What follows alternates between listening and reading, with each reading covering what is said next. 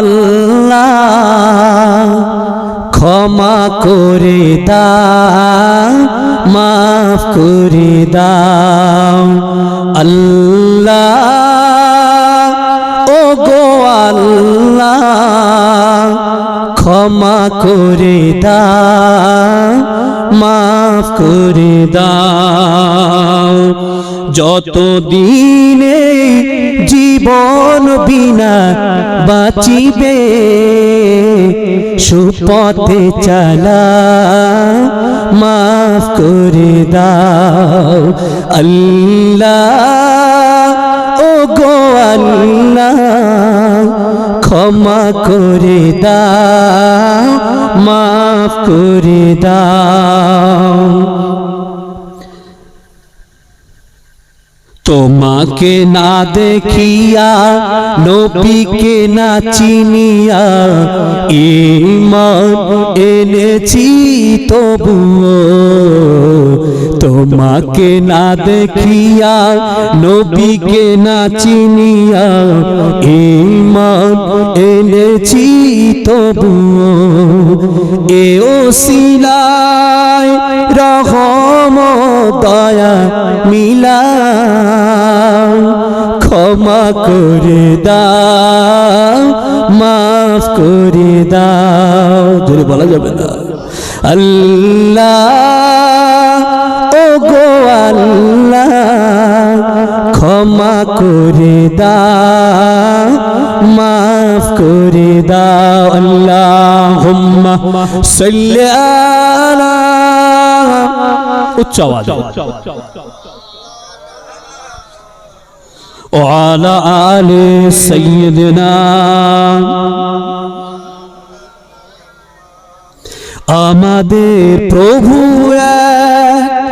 এক নবীর উম্মত জীবন বিধান ওই শিবানী কোরআন সুবহানাল্লাহ সুবহানাল্লাহ আমাদের নবী এক আল্লাহ এক কোরআন এক আমাদের প্রভু এক নবীর উম্মত জীবন বিধান ওই শিবানী কোরআন তবে কেন এক নও হে মুসলমান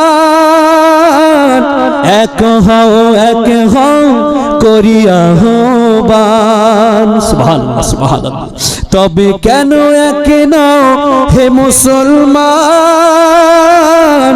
এক হও করিয়া আহ্বান আমাদের প্রভু এক নবীর উম্মত জীবন বিধান ওই শিবানী কোরআন আল্লাহুম্মা সাল্লি আলা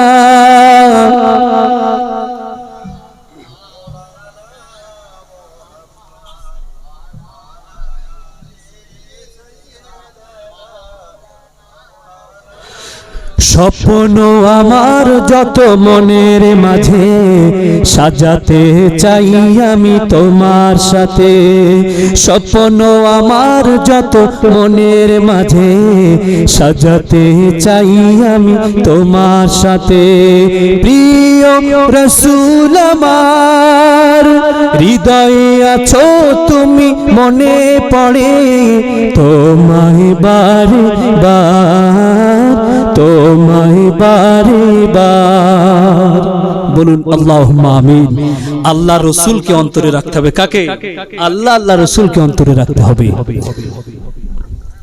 সর্বপ্রথমে আমি শুকরিয়া আদায় করব যে মহান আল্লাহ রাব্বুল আলামিন আপনাকে আমাকে সুন্দর একটা মাহফিলে ঘরেতে না বসে বিছানায় না শুয়ে বালিশে না মাথা দিয়ে এমন একটা জায়গা আল্লাহ রাব্বুল আলামিন প্রত্যেককে আসার শোনার বলার মতন তৌফিক দান করেছেন এর জন্য সেই মহান মহিয়ানের দরবারে লাখ কোটি কোটি শুকরিয়া আমরা আদায় করি উচ্চ আওয়াজে বলি আলহামদুলিল্লাহ একটু জোরে বলেন না আলহামদুলিল্লাহ তারপরে आका इनामदार ताजदार मदीना दुल्हे मदीना अहमद मुस्तफा सय्यदुल कौनाइन दो जहानेर बादशाह हबीबुल्लाह नबी जनाबे मुहम्मदुर रसूलुल्लाह सल्लल्लाहु अलैहि ওয়াসাল্লামের উপরে জানাই অসংখ্য দরুদ এবং সালামের নজরানা।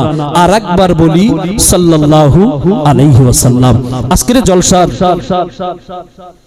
সম্মানিত মসজিদের ইমাম সাহেব, জলসার সভাপতি সাহেব, দিগার ওলামায়ে কেরাম, হরিন্দা দক্ষিণ পাড়া বাৎসরিক মাদ্রাসার বাৎসরিক ইসালে সওয়াবের গ্রামবাসী ভাই ও বাবাজিরা, পর্দা নাশিনা ধার্মিকা আমার মা ও বোনেরা, আল্লাহ পাকের দরবারে আমরা শুকরিয়া আদায় করে দিয়েছি।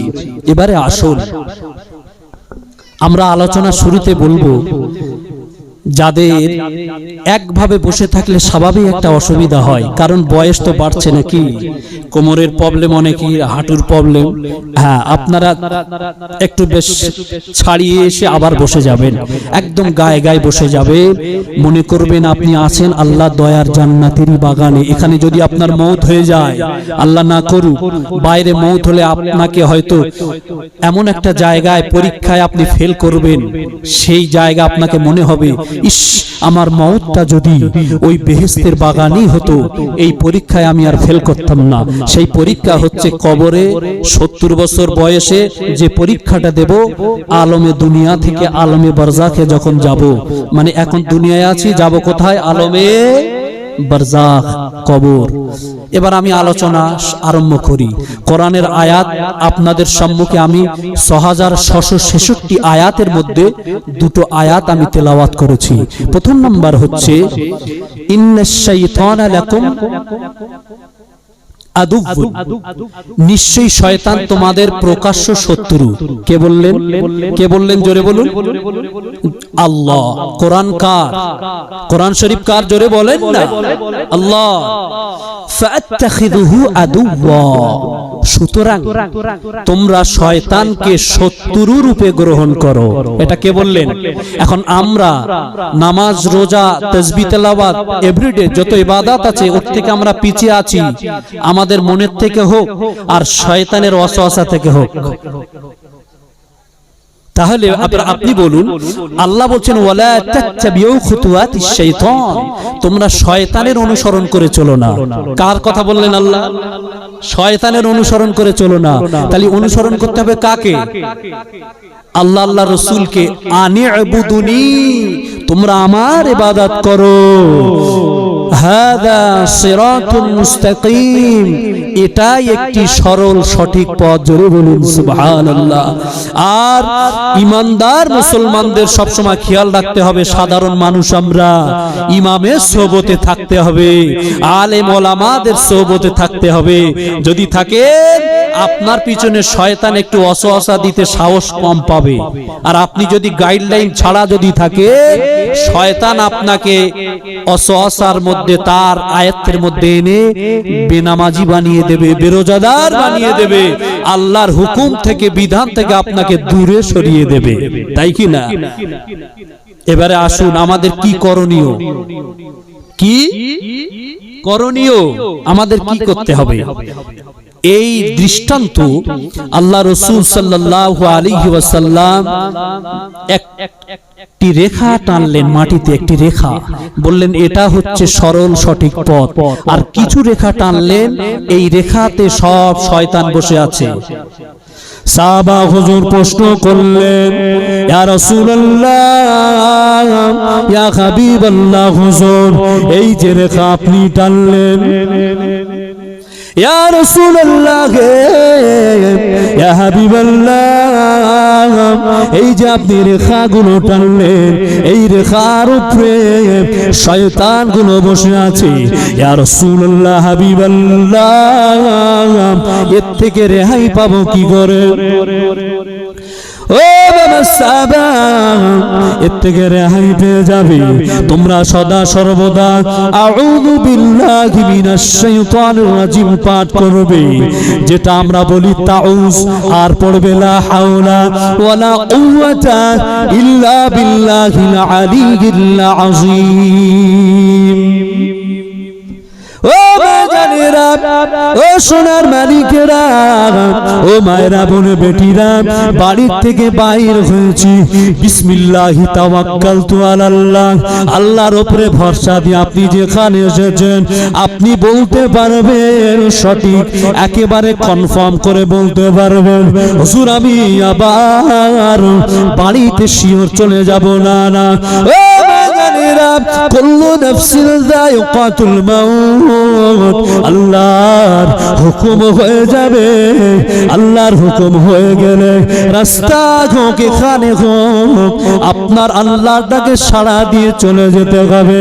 ও ভাইজানেরা, যারা রাস্তাঘাটে ঘুরছি আমরা দিন শরিয়াতের কথা ভালো লাগে না, দিন শরিয়াতের আলাপ আলোচনা ভালো লাগে না, কোরআনের শরীফের কথা ভালো লাগে না, এদের অন্তরটা ইবলিস শয়তানের চাক বেঁধে রয়েছে, ভালো লাগে না। হযরত বড় পীর সাহেব হুজুর লিখছেন গুনিয়াতুত তালিবিন নামক কিতাবে, তোমরা বাড়ি থেকে বাইরে হয়ে যখন ভিতরে প্রবেশ করবে, বাড়ির ধারে যখন যাবে, দরওয়াজায় গিয়ে যখন পা দেবেন তখন কি বলবেন বলেন তো দেখি? আপনার সঙ্গে যে শয়তান আছে, আপনি বাড়িতে দরজায় প্রবেশ করবেন, দরজা খুলবেন, কি বলবেন? তাউজটা পাঠ করবেন, আজ থেকেই পাঠ করবেন, কি আউযু বিল্লাহি মিনাশ শাইতানির রাজিম। আপনাকে নানান প্রচনা দিয়ে, প্রবঞ্চনা দিয়ে, ওয়াসওয়াসা দিয়ে, ধোঁকা দিয়ে নামাজ থেকে গাফিল করে রাখবে, রোজা থেকে গাফিল করে রাখবে। আরে ও মজলিসে যাস না, ও ভালো কথা শুনিস না। শয়তান তো চায় যে ওরাম মজলিসে না গিয়ে ওরাম রাস্তাঘাটে ঘুরলে আমার ভালো, এরা তো সব আমার দলের লোক।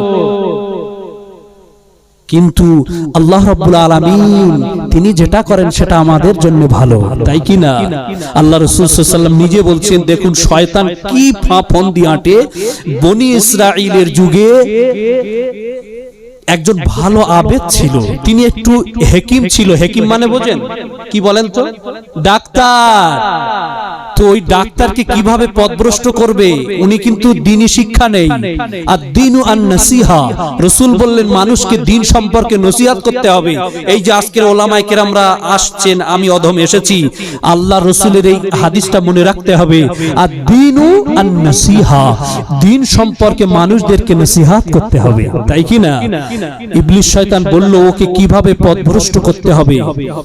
তো যাই, একটা মহিলাকে আমি মানুষের আকৃতি ধরে তার গলাটা টিপে ধরি, যেই অসুস্থ হবে আমি বাড়ির লোককে ধোঁকা দেবো যে ওই ডাক্তারের কাছে এই মেয়েটাকে নিয়ে যাও। ঠিক ধোঁকায় পড়ে গেলেন বাড়ির লোক।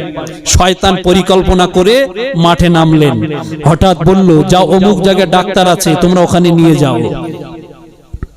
নবী আমার দিন দুনিয়ার বাদশাহ হাবিবুল্লাহ নবী জনাবে মুহাম্মাদুর রাসূলুল্লাহ সাল্লাল্লাহু আলাইহি সাল্লাম, আল্লাহর নবী বললেন ওই যুবকটা বাড়ির লোকরা মহিলাকে ধরাধরি করে নিয়ে আল্লাহর ওই আবেদ বান্দাটার কাছে নিয়ে গেল। মহিলা যে নিয়ে গেল, চিকিৎসা শুরু হবে। ইবলিস শয়তান আল্লাযী ইউওয়াসওয়িসু ফি সুদুরিন নাস, যিনি বা যারা মানুষের অন্তরে কুমন্ত্রণা দেয়, ধোঁকা দেয়, নামাজ পড়িস না, রোজা রাখিস না, মাহফিলে যাস না। ও ভাইজানেরা, ও নবীর উম্মত উম্মতানিরা, ও আমার সোনার মুসল্লি বাবাজিরা, আল্লাহ রাব্বুল আলামিন যতদিন হায়াত দিয়েছেন হাত জোড় করে বলবো নামাজি হয়ে যান, আল্লাহ ওয়ালা হয়ে যান। কবরে যাব, আল্লাহর দরবারে কি হিসাব আমি আপনি দেব, সেদিনের কথা মনে হয় না, সেদিনের কথা কি একবার চিন্তা হয় না। চলে যাব, কি নিয়ে যাব বাবা, আল্লাহর দরবারে আমি কি মুখ দেখাবো?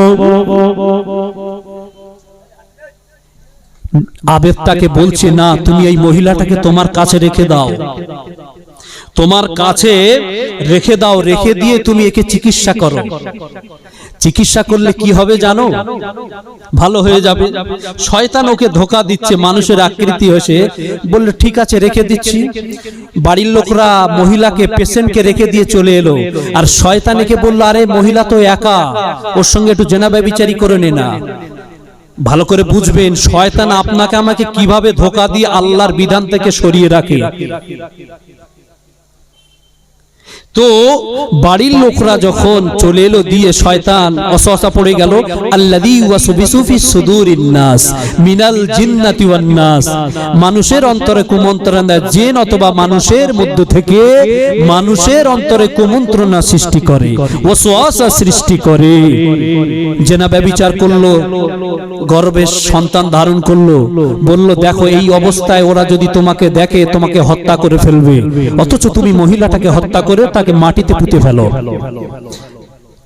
আমি গল্প করছি না, ইমাম গজ্জালী রহমাতুল্লাহ আলাইহি তিনি লিখছেন, কিতাবটির নাম হলো মুকাশাফাতুল কুলুব।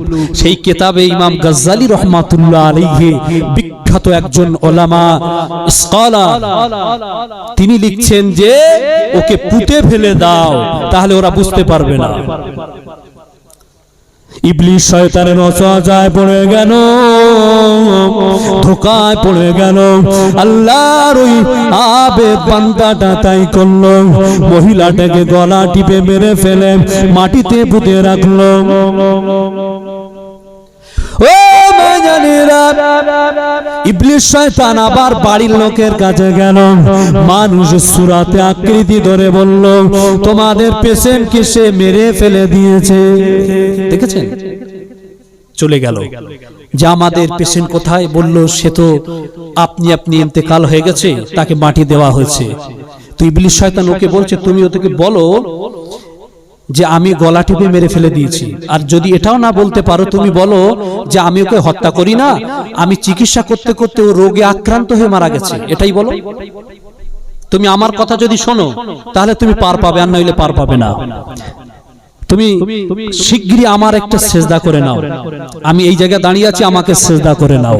সেজদা করে নিল সাধারণ মানুষ। আরে আপনারা সাধারণ মানুষ, আমরা সাধারণ মানুষ, মসজিদ থেকে আপনাকে তুলে কোথায় পাঠিয়ে দিতে পারেন জানেন? এই ওয়াসওয়াসা দিয়ে, ধোঁকা দিয়ে আপনাকে গাফেল করে রেখে দেবে। কেমন ভাবে জানেন কি আপনি? না, ওই সময় ইবলিস শয়তানের প্রবঞ্চনায় ধোঁকায় পড়ে সেজদা করে দিল। এখন যেই সেজদা করলো, এ কাফের না মুসলমান?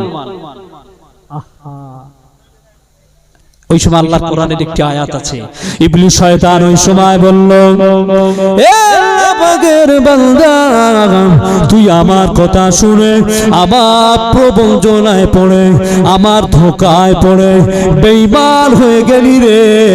তুই আমার আজ থেকে আমার দলে চলে এলি রে বাবা। ও মাজানেরা, ও সোনার নওজোয়ান তরুণের দলেরা, সোনার মালিকেরা, আপনাদের শয়তানের ধোঁকায় আকৃষ্ট করে রেখে, এই জন্য আপনাদের আর নামাজ পড়তে ভালো লাগে না, দ্বীন শরীয়তের কথা শুনতে ভালো লাগে না। এই শয়তানকে তোমাদের আকৃষ্ট করে রেখে দিয়েছে বাবা।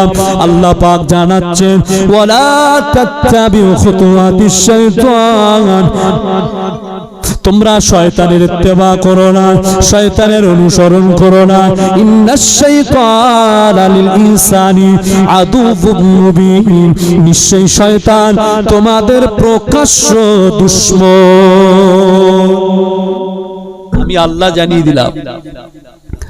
ও মায়ানেরা, নবী আমার জানিয়ে দিলেন, না শয়তানা ইয়াজরি মিলাল ইনসানি মাজরিদ দাম, আমাদের উপশিরা শিরাগুলো আছে, এই শিরাতে যে রক্ত চলাচল করে, নবী আমার দয়ার নবী হাবিবুল্লাহ নবী জনাবে মুহাম্মদুর রাসূলুল্লাহ সাল্লাল্লাহু আলাইহি ওয়াসাল্লাম জানালেন, ও মায়ানেরা, আমার উম্মাতানিরা, তোমাদের ওই শিরার রক্তের সঙ্গে ইবলিস শয়তান চলাচল করে।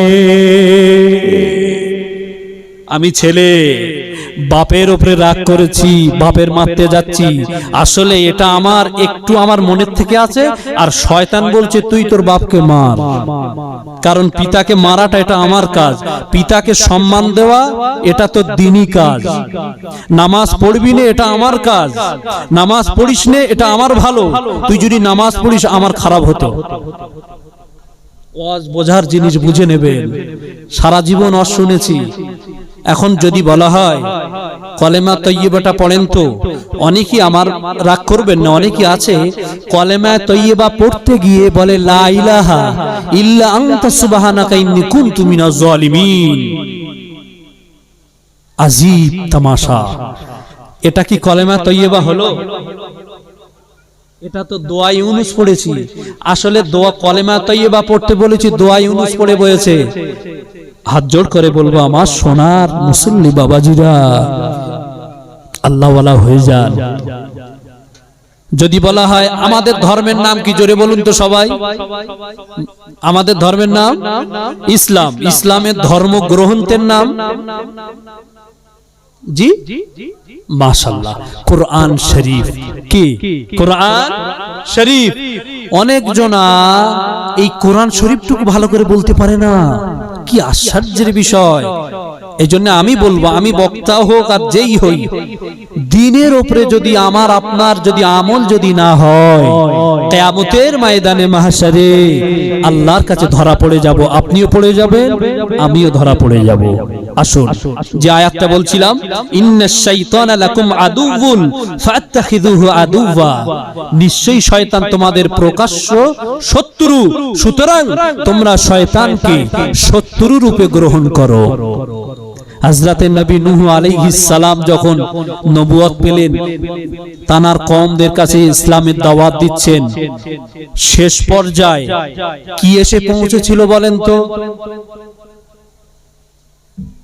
নবী নূহ আলাইহিস সালামের উপরে অত্যাচার রোলার চালানো হয়েছিল, ফলে আল্লাহর আসমানি গজব এসেছিল। সেই গজবটার নাম কি? জি প্লাবন। Right answer. আমার ওই বাবজিটা একটু আগের দিকে আসলে আমি অনেক খুশি হতাম গো, এরকম মুসল্লি। হ্যাঁ মাশাআল্লাহ, ঠিক আছে, আমার আব্বার সমতুল্য, আপনি ওখানেই বসেন। আর হ্যাঁ, আমাকে একটা ক্ষমা চেয়ে নেওয়া হয়নি আপনাদের কাছ থেকে।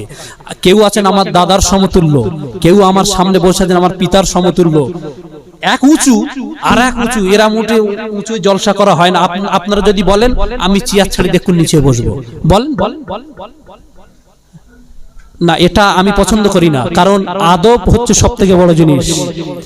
যার মধ্যে আদব নেই তার মধ্যে কিচ্ছু নেই, যার মধ্যে আদব আছে তার মধ্যে সব আছে। একজন বয়স্ক মানুষকে কিভাবে কথা বলতে হয়, তাকে কিভাবে সম্মান করতে হয়, শ্রদ্ধা করতে হয়, এটা ইসলাম শিখিয়ে দিয়েছে। ইসলাম শিখিয়েছে, জোরে বলুন সুবহানাল্লাহ। একজন মুসলমান একজন অমুসলমানকে, একজন মুসলমান হিসাবে একজন অমুসলমান যদি বিপদে পড়ে যায়, তার পাশে গিয়ে সাহায্য করা, তার পাশে গিয়ে দাঁড়ানো, এটা ইসলাম শিখিয়েছে। জোরে বলুন সুবহানাল্লাহ। ইসলাম গুড অফ লাইফ, পূর্ণাঙ্গ জীবন ব্যবস্থা। আমরা যদি প্রকৃত কোরআন এবং সুন্নাহ অনুযায়ী চলি, আমাদের জীবনটা হবে ফুটন্ত গোলাপের ন্যায়। জোরে বলুন সুবহানাল্লাহ। তো নবী নূহ আলাইহিস সালাম যে কিস্তিটা, অনেক আমি শুধু সংক্ষেপ করছি, সংক্ষেপে বলে যাব। শুধু উদাহরণটা, আমরা শয়তানের ইত্তেবা করব না, ইত্তেবা করব আল্লাহর রাসূলের। জোরে বলুন সুবহানাল্লাহ। আতিউল্লাহ ওয়া আতিউর রাসূল, তোমরা ইত্তেবা করবে, আল্লাহর রাসূলের অনুসরণ করবে। যদি করো, বেশক ইহকালে এবং পরকালে কামিয়াবি হয়ে যাবে। সুবহানাল্লাহ। হযরতে নবী নূহ আলাইহিস সালাম জোড়ায় জোড়ায় নৌক কিস্তিতে সব তুললেন, কমরা তুললেন। হঠাৎ প্লাবন শুরু হয়ে গেল, নদী ভাসছে এতে পানির উপরে, কিন্তু একজন বৃদ্ধা ওই নৌকার ধারে বসে আছে। আল্লাহর নবী নূহ আলাইহিস সালাম ওকে জিজ্ঞাসা করছেন, বৃদ্ধা তোমাকে আমি তো চিনতে পারিনি, কে তুমি বলো?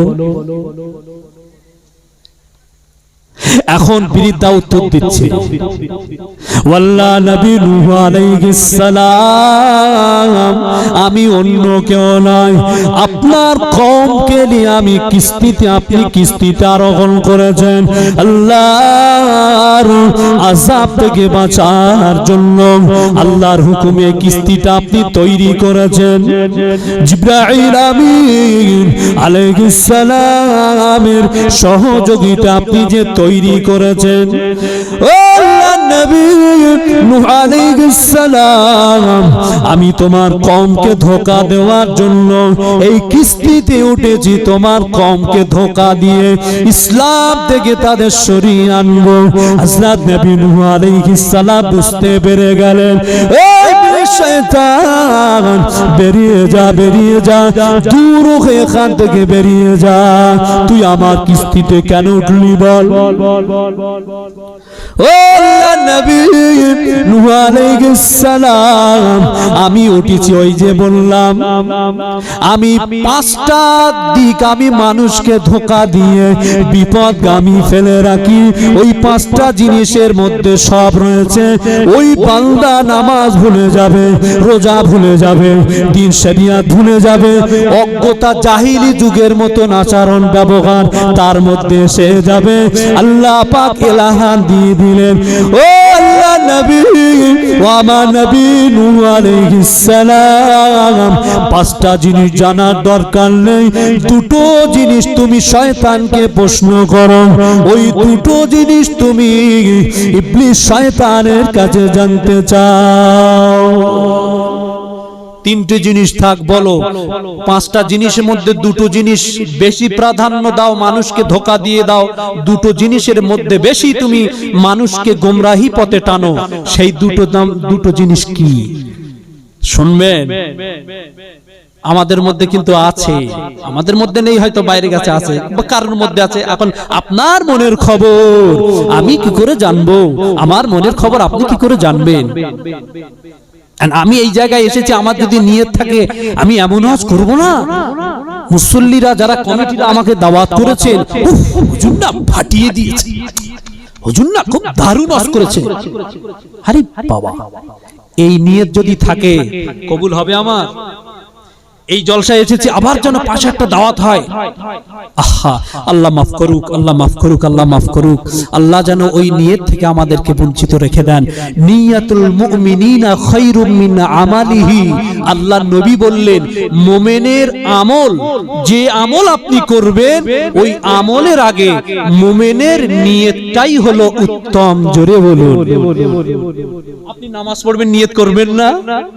হ্যাঁ, এবারে মশলাগত দিক থেকে কিছু আছে, যেমন আপনি মনে করুন জোহরের নামাজ পড়বেন, ওযু করছেন, ওযু করার পরে জোহরের আপনি নিয়ত করছেন আরবা রাকাতিস সালাতিজ যোহরি, এখন যোহরের জায়গায় আসরি হয়ে গেছে, আপনি নামাজ পড়ে নিলেন।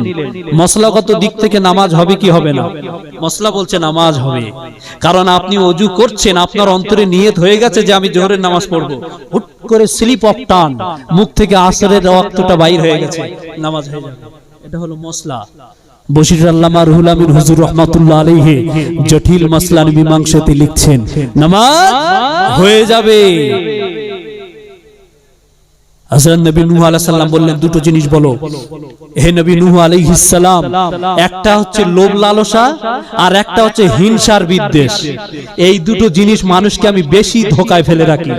লোভ লালসা, জোরে বলুন, লোভ লালসা আর হিংসা বিদ্বেষ। আচ্ছা, মেন এই দুটো আমাদের মধ্যে আছে কিনা? বললেন হুজুর আপনি বাস্তবের সঙ্গে আপনি একটু মিলিয়ে নেবেন। লোভ লালসা আমি প্রথমে ধরি, হিংসা বিদ্বেষ আমি পরে আসতেছি। ওয়াল্লাহ নবী নূহ আলাইহিস সালাম, আমি ইবলিস শয়তান, আল্লাহ পাক নবী আদমকে জান্নাতে রেখে দিলেন। ওয়াইদ কুল্লা লিল মালাইকাতি ইসজুদু লিআদামা ফাসাজাদু ইল্লা ইবলিস, সকলে আদমকে সিজদা করে নিল, আমি ইবলিস আমি সিজদা না করার ফলে আল্লাহ দরবার থেকে আমাকে বাহির করে দিলেন। আমি শয়তান হয়ে গেলাম, আমার ইবাদতগুলো পণ্ড হয়ে গেল। ও আল্লাহ নবী নূহ আলাইহিস সালাম, আমি মানুষের মধ্যে কেমন ধোঁকা দেই ইবলিস শয়তানকে। আমি যখন শয়তান হয়ে গেলাম, আল্লাহ বললে ওয়ালা তাকরাবা হাদিহিস শাজারা, এ আমার নবী আদম আলাইহিস সালাম, ওই গাছের ধারে বাড়ে তুমি যাবে না। ওয়ালা তাকরাবা হাদিহিস শাজারা, ওই গাছের ধারে ভুলেও যাবে না। আমি ইবলিস শয়তান আদমকে আমি তখন ধোঁকা দিয়েছি। পুরনো কথাটা একটু মনে করে দিচ্ছি আমি। ও নবী আদম আলাইহিস সালাম, আল্লাহ আপনাকে কেন মানা করছেন আপনি কি জানেন নাকি? কিছুদিন পরে হয়তো আপনার জান্নাতে থাকা হবে না। ওই গন্ধম ফল আপনি যদি খেয়ে নেন, সারা জীবনের জন্য আপনি আল্লাহর দয়ার জান্নাতে থাকবে। খান না। এখন হাওয়া আলাইহিস সালামকে ধোঁকা দেওয়ার ফলে মেয়েদের মন নরম, আদম আলাইহিস সালামের কাছে আর হলো না, মেয়ের কাছে গেল। হাওয়া আলাইহিস সালাম, আমাদের মা হাওয়া আলাইহিস সালামের কাছে গিয়ে ধোঁকা দিল। ধোঁকা দেওয়ার ফলে কিতাবের মধ্যে এসেছে, উলামায়ে কেরামের মুখ থেকে শুনেছেন, আদম আলাইহিস সালাম হাওয়া আলাইহিস সালাম গন্ধফল খেয়েছিল। এটা কার প্রবঞ্চনায় পড়ে দেখেছেন? আমার আপনার এই যে নামাজ থেকে, রোজা থেকে, দ্বীন থেকে, শরিয়ত থেকে, ইসলাম থেকে দূরে রেখেছে, সেটা হচ্ছে এই ওয়াসওয়াসা মিনাল জিন্নাতি ওয়ান নাস, জিন অথবা মানুষের মধ্য থেকে। হ্যাঁ, যদি আপনারা প্রশ্ন করেন হুজুর আপনি যে মানুষ বলছেন কেন, অবশ্যই 5টা বন্ধু আছে আমার। আমি ভালো নামাজি, পরেজগার, মুত্তাকি, মুসল্লি, দিনদার, আল্লাহওয়ালা, তাকওয়া। এখন নামাজ আজান হয়ে গেছে, আমি নামাজ পড়তে যাব, আর আমার 4 জন বন্ধু বলছেন এই পরে নামাজ পড়লে হতো না। দেখেছেন, 4 জন বন্ধু বলছে পরে নামাজ পড়লে হতো না, এখন একটু ভালো বেশ গল্প হচ্ছে, ইন্টারেস্টিং গল্প হচ্ছে, বসো না, ও নামাজের দিকে কান দেওয়ার দরকার নেই, ও আজান হয়েছে কি আছে, পরে যাব। এই যে ধোঁকা, আর শয়তান তো অটোমেটিক যে ধোঁকা দিচ্ছে, আপনাকে ধোঁকায় ফেলে রাখছে। তাহলে বলেন, আমি আপনি যদি এইভাবে জীবনটা যদি অতিবাহিত হয়ে যায়, আল্লাহ দরবারে কি মুখ দেখাবো? আল্লাহ দরবারে কি মুখ দেখাবো? আল্লাহ নবী নূহ আলাইহিস সালাম, আমি ধোঁকায় ফেলে লোভ দিয়ে, লালসা দিয়ে নবী আদমকে গন্ধম ফল আমি খাইয়ে দিয়েছিলাম। ফলে তারা জান্নাত থেকে আল্লাহ পাক তাদের দুনিয়ার জমিনে পাঠিয়ে দিলেন। আমি এইভাবে ধোঁকা দেব, এইভাবে ধোঁকা দিয়ে মানুষের মধ্যে হিংসা ছড়িয়ে দেব। আল্লাহ নবী বললেন, আল হাসাদু ইয়াকুলুল হাসানাত কামা তাকুলুন নারুল হাতাব। হিংসা, রিয়া এমন একটা জিনিস, ভালো কাজগুলো আপনার বরবাদ হয়ে যাবে। যেমন কাঠ চুলোয় দিলে পুড়ে যেমন ছাই হয়ে যায়, তেমন আপনার আমল যা করেছেন, হিংসা যদি চলে আসে পুড়ে ছাই হয়ে যাবে। আল্লাহ নবী বললেন, সাহাবীরা কাঠ জোগাড় করো তো। নবী পাকের সাহাবীরা কাঠ জোগাড় করলেন। এখন অনেক কাঠ হলো, হে আমার সাহাবীরা আগুন দিয়ে দাও। আগুন দিয়ে দেওয়া হলো, কাঠ দাউ দাউ করে জ্বলছে, শেষ পর্যায়ে পুড়ে ছাই হয়ে গেছে। ও আমার সাহাবীরা, বলো না বলো না, এবারে কি হলো? ইয়া রাসূলুল্লাহ, ইয়া হাবিবাল্লাহ, হুজুর কাঠগুলো পুড়ে ছাই হয়ে গিয়েছে। ও আমার সাহাবীরা, ও আমার উম্মত উম্মতানিরা, এইভাবে যেমন হিংসা যার মধ্যে চলে আসে, কাঠ যেমন আগুনে পুড়ে ছাই হয়ে গেছে, আপনার নামাজ, কালাম, ইবাদত, বندگی পুড়ে ছাই হয়ে যাবে। হিংসা অন্তরে রাখবো না।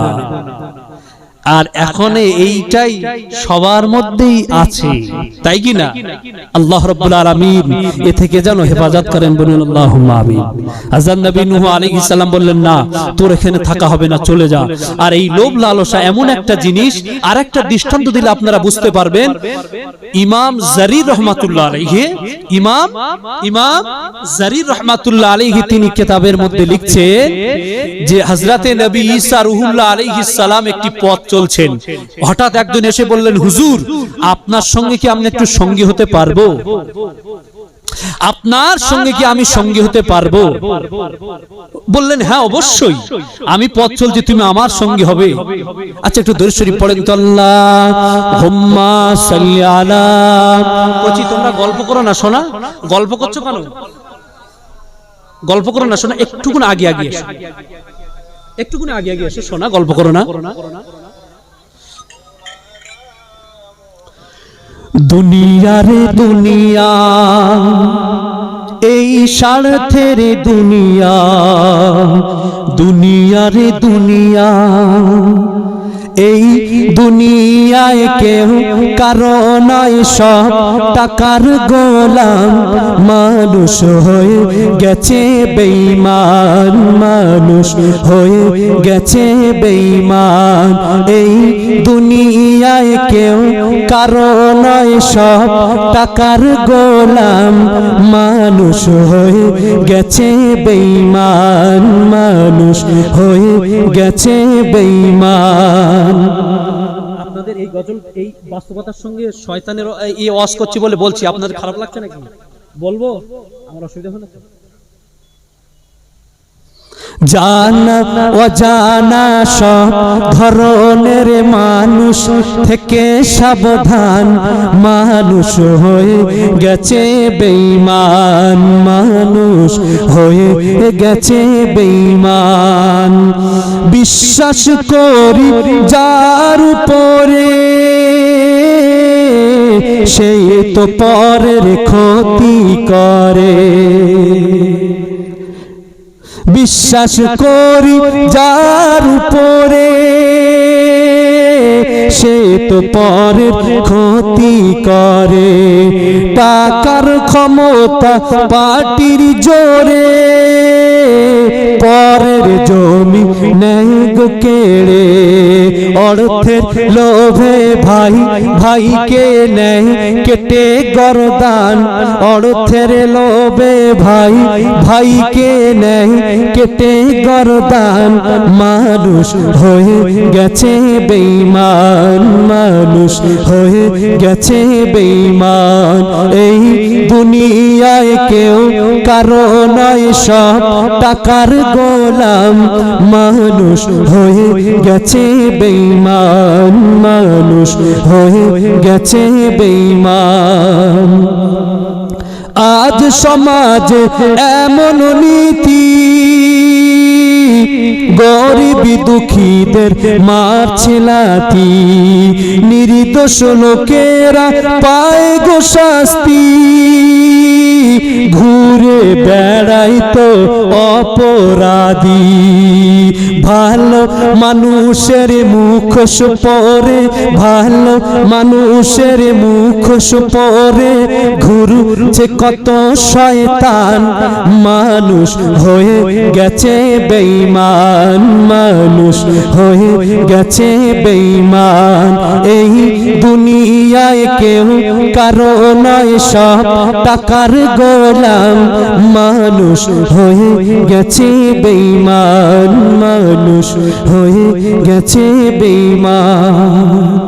নবী হযরতে নূহ আলাইহিস সালাম, ইমাম জারির রাহমাতুল্লাহ আলাইহির যে কথা বলছিলাম, নবী ঈসা রূহুল্লাহ আলাইহিস সালাম চলতে লাগলেন, আর একজন সহচর হলেন, আগে আগে গেলেন।